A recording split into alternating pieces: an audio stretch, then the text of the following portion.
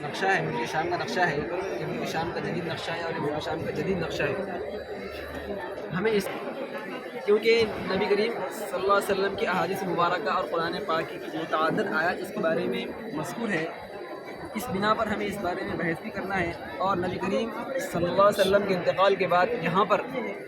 جب حضرت ابوبکر رضی اللہ تعالیٰ عنہ خلیفہ بنائے گئے تو انہوں نے مرتدین سے قتال کرنے کے بعد سب سے پہلے ملک شام کی طرف اپنی توجہ مرکوز کی۔ چنانچہ انہوں نے اس فتح کے لیے اس علاقے کو فتح کرنے کے لیے حضرت خالد بن ولید رضی اللہ تعالیٰ عنہ کو روانہ کیا کہ وہ ان علاقوں کے ملک شام کو فتح کرے۔ جب وہ ان علاقوں میں آئے اور انہوں نے دمشق کے علاقے کو فتح کیا، جب انہوں نے دمشق کے علاقے کو فتح کیا، جس دن دمشق کا علاقہ فتح ہوا اسی دن حضرت ابوبکر رضی اللہ تعالیٰ عنہ کا علاقہ مدینہ المنورہ میں انتقال ہو گیا۔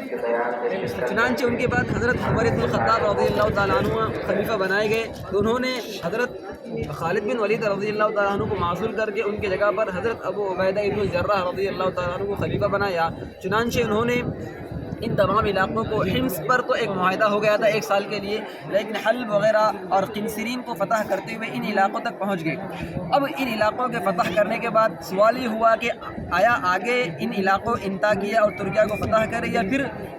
دوبارہ فلسطین کو فتح کیا جائے۔ چنانچہ اس کے لیے مدینہ المنورہ میں پوچھا گیا تو حضرت عمر بن الخطاب رضی اللہ تعالیٰ عنہ کو یہ حکم آیا کہ آپ ان علاقے کو چھوڑ دیجئے اور سب سے پہلے بیت المقدس اور مسجد اقصی کو فتح کیجیے۔ چنانچہ حضرت ابو عبیدہ ابن الجراح کی قیادت میں تمام کی تمام فوج فلسطین آئی اور یہ فلسطین کا محاصرہ تقریباً 4.5 ماہ کیا گیا، لیکن فتح نہ ہوئی۔ اور وہ جو عیسائی پادری تھی وہ آئے اور حضرت ابو عبیدہ ابن الجراح رضی اللہ تعالیٰ عنہ سے کہنے لگے کہ دیکھیے ہماری کتابوں میں بشارتیں لکھی ہوئی ہیں اور پیشن گوئی لکھی ہے اس شخص کے بارے میں جو اس علاقے کو، جو بیت المقدس کو فتح کرے گا اور وہ آپ پر متفق نہیں ہوتی ہے، لہذا جو اس کے سربراہ اعلیٰ ہے حضرت عمر بن الخطاب رضی اللہ تعالیٰ عنہ آئیں گے تو ہم انہی کے سپرد کریں گے بیت المقدس کو۔ چنانچہ حضرت ابو عبیدہ ابن الجراح رضی اللہ تعالیٰ عنہ نے یہ بات مدینہ المنورہ بھیجی اور مدینہ المنورہ سے حضرت عمر بن الخطاب رضی اللہ تعالیٰ عنہ نکلے اور بیت المقدس آئے۔ چنانچہ وہ جب آئے تو عیسائیوں نے تمام بیت المقدس کی چابیاں حضرت عمر رضی اللہ تعالیٰ عنہ کے سپرد کر دی۔ چنانچہ یہ علاقہ اس طرح مسلمانوں کے قبضے میں 450 سال تک رہا۔ پھر اس طرح 1100 عیسوی میں یہاں پر عیسائیوں کو تسلط ہوا اور انہوں نے اس علاقے کو فتح کر لیا، یعنی فلسطین جو ہے تو عیسائیوں کے قبضے میں چلا گیا۔ پھر ان علاقوں میں سلجوقیوں کی حکومت، اس وقت کے بادشاہ سلطان نور الدین زنگی علیہ الرحمہ تھے، انہوں نے ان تمام علاقوں سے حلب، حمص اور قنسرین سے تمام عیسائیوں کو بھگا دیا اور وہ فلسطین کو فتح کرنا چاہتے تھے، لیکن ان کی قسمت میں فلسطین کو فتح کرنا نہیں تھا، لہذا فلسطین کو فتح کرنے سے پہلے ہی سلطان نور الدین زنگی علیہ الرحمہ کا انتقال ہو گیا۔ ان کے انتقال کے بعد ان کے جانشین سلطان صلاح الدین ایوبی بنائے گئے۔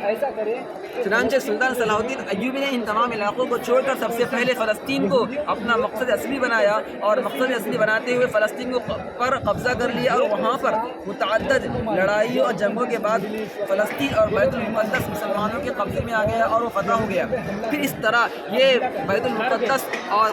مسجد اقصی مسلمانوں کے قبضے میں رہی۔ اس طرح ہوتے ہوتے سن 1500 عیسوی میں اور 1500 اور 1600 عیسوی کے درمیان میں جب یہاں پر سلطنت عثمانیہ جو ارد گرد تمام علاقوں میں تمام علاقے فتح کر چکی تھی اور ان کی حکومت تمام علاقوں پر آ چکی تھی، اسی طرح وہ فتح کرتے کرتے ملک شام کو بھی فتح کر لیے اور یہاں تک کہ انہوں نے مسجد اقصی اور بیت المقدس کو بھی فتح کر لیا۔ تو اس طرح یہ تمام علاقہ مسلمانوں کے قبضے میں آ گیا اور سلطنت عثمانیہ کے قبضے میں آیا۔ پھر اس کے بعد یہ ہوا کہ سن 1800 عیسوی میں جب سلطنت عثمانیہ کمزور پڑنے لگی تو جو ان علاقوں میں جو عیسائی لوگ تھے انہوں نے پھر اپنے عروج کو آگے بڑھایا اور وہ فلسطین پر پھر قبضہ کرنا چاہتے تھے، لہذا وہ آگے بڑھنے لگے۔ لیکن اس وقت سلطنت عثمانیہ کے جو آخری فرما روا بادشاہ تھے سلطان عبد الحمید ثانی، وہ جب بادشاہ بنے تو انہوں نے جو ان علاقوں میں عیسائی تسلط کر چکے تھے، اپنا قبضہ جما چکے تھے، ان تمام عیسائی کو بھگایا اور یہاں پر پھر اپنا قبضہ جمایا اور پھر فلسطین کو دوبارہ فتح کیا۔ اس طرح ہوتے ہوتے یہ سن 1924 تک مسلمانوں کے قبضے میں رہا، لیکن 1924 کے بعد یہ پھر عیسائیوں کے قبضے میں چلا گیا۔ پھر اس کے بعد بھی